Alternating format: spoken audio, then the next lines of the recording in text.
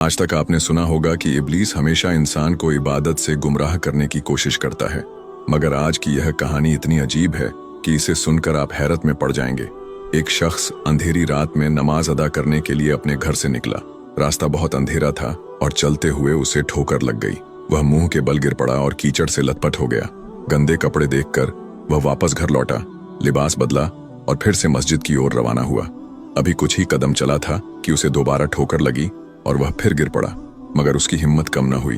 वह फिर घर लौटा, कपड़े बदले और एक बार फिर मस्जिद की ओर बढ़ा। इस बार जब वह घर से बाहर निकला तो दरवाजे पर एक अजनबी खड़ा था, जिसके हाथ में एक चमकता हुआ चिराग था। अजनबी चुपचाप उसके आगे आगे मस्जिद की तरफ चल पड़ा।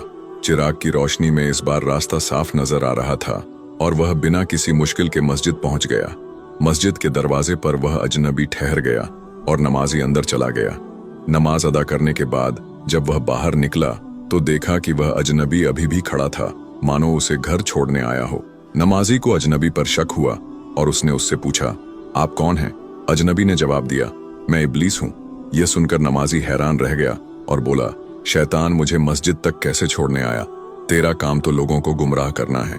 इब्लीस हंसते हुए बोला, जब पहली बार तू गिरा तो अल्लाह ने तेरे सारे गुनाह माफ कर दिए। जब दूसरी बार गिरा तो अल्लाह ने तेरे पूरे खानदान को बख्श दिया। मुझे डर था कि अगर तू तीसरी बार गिरा तो अल्लाह पूरे गांव को बख्श देगा, इसलिए मैं चिराग लेकर आया ताकि तू बिना गिरे मस्जिद पहुंच जाए।